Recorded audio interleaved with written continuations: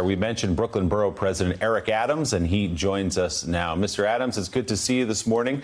As of the first round of voting in the primary on Tuesday, you hold about a 10-point lead in this race over Maya Wiley and Kathryn Garcia. Are you confident that lead will hold up as we go through now this ranked choice voting system?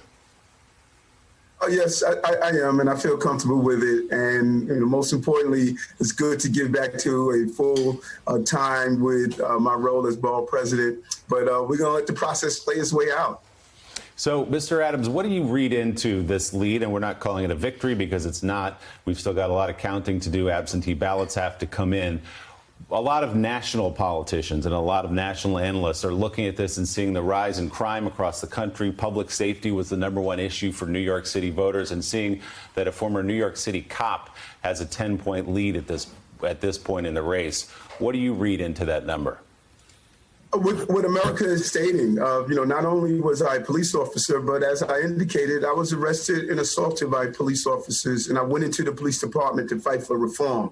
But I also fought for safety because I lost young friends during the crack wars during the 80s and early 90s. And so I had this unique combination of the justice we deserve, the safety we need. And that resonated with voters. The countless number of children and families that are losing their lives to this gun violence. And it's now time for the Democratic Party to finally pick up the mantle and state it's not only assault weapons, it's the handgun. The overproliferation of handguns in Black and brown communities across America is creating a crisis that has been ignored far too long.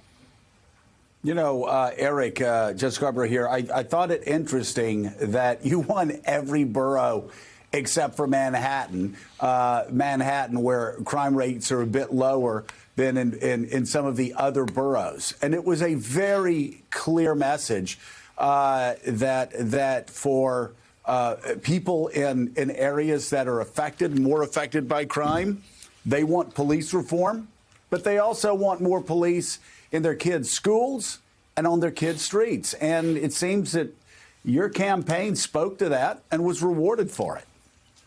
Well said, well said. And it's unfortunate that I think a numerical minority that live in safe spaces don't understand what's happening in this city. Think about this for a moment. 95% of victims of shootings are Black and brown in New York. 95% of the shooters are Black and brown. So this problem, I believe, has been ignored because we made up our mind that it's not a crisis because of the demographics of the victims. And I said no to that. I patrolled these streets as a police officer. I know what it is to sit in the living rooms with family members that are experiencing this trauma. And I refuse to just bow to those who did not want to address this issue. And I addressed it head on. And I think the people of this city realized I was a person that could make this city safe. Eric, Reverend Al Sharpton, you and I have gone back 35 years, and even though Willie said we can't call it a victory, my daughter Ashley, who supported you, has told me it's a victory, even though I stayed out of it. But let me ask you on this. We've worked together on police reform. You've been there as a policeman that even signed the incorporation papers when I started National Action Network 30 years ago, and you've protested for police reform. But we've been there painting crack houses, exposing to where they were in the 80s. What type of police commissioner, if you are successful, if you pass through the process and you're the Democratic nominee and beat the Republican contender, what type of police commissioner would you be looking for to carry out this vision you've laid out in the campaign? And secondly, would you be open to reaching out to some of your opponents, like Kathryn Garcia, in the Obama style of reading the book Team of Rivals, to bring some of your opponents into the campaign, rather into your administration, to try to unify the city at a time that we are seeing an uptick in violence and still dealing with police issues? A great question and great layout of the history of how long we've been fighting this fight of the balance of safety and justice. And to answer the first, one of the first books I read on this campaign trail was Lincoln's Team of Rivals. Yes, bring them in.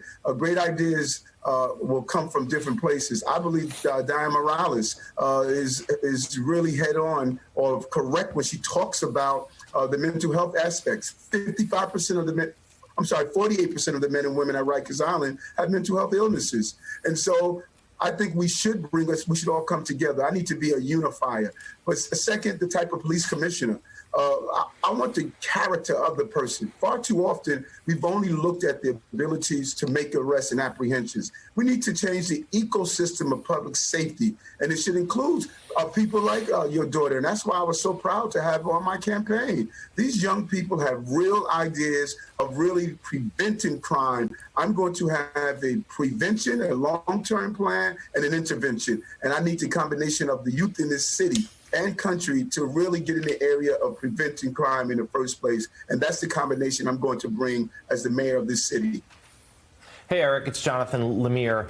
If you indeed hold on to this lead and are elected, you don't take office for quite some time. But we heard yesterday President Biden outline his vision, sort of a national strategy to battle this rise in crime that we are seeing, not everywhere, but in a lot of portions of the United States right now, including some big cities. And I want to kind of get your reaction through it and tick through some of the things that he proposed. It is using money, COVID relief funds and others to create like after-school programs and job creation to keep people away from violence. But it's also about funding the police department. So let's start there. If you could walk us through that. The NYPD, do you think its headcount is good where it is? Does it need to grow? Do you need more officers on the streets? And how do you balance that with this other movement for police reform and changing the relationship between police officers and communities they could protect?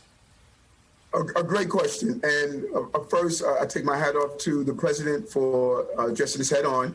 Second, we have ignored the crisis. Much of what we are doing on a federal level is dealing with assault rifles because of the mass shootings. And that is a suburban crisis.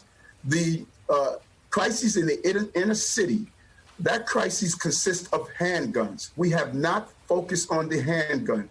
That is where you see the large number of shootings, and the victims are Black and brown, and we have ignored it. A third, as I stated, we must change the ecosystem of public safety. You know, it's a great crime fighting tool.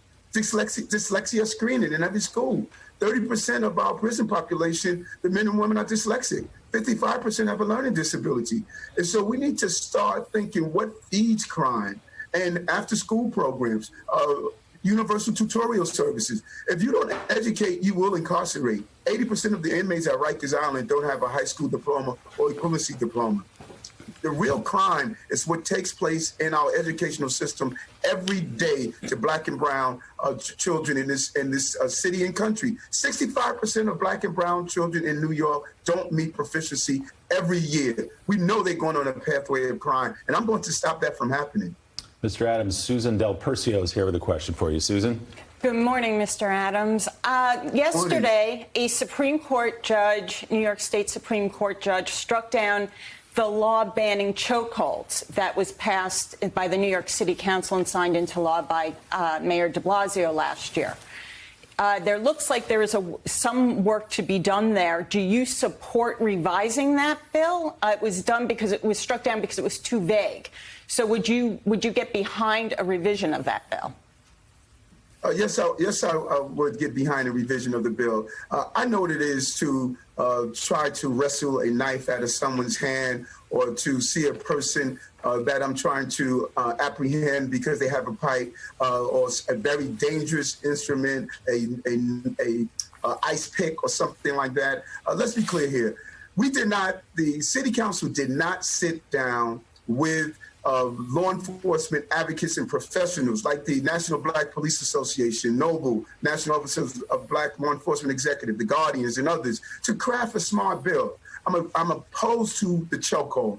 We saw what happened with so many cases. But when you state you cannot touch someone's chest area or lean on someone's chest area, it's just not realistic when you are fighting for life and death of a civilian to protect someone. And that bill was not the proper steps that we should have taken. We need to sit down with tactical experts, sit down with people who understand how to properly subdue someone. And that is how you go about making sure you get the justice you deserve, but the safety you need. You can't abandon neither one of them.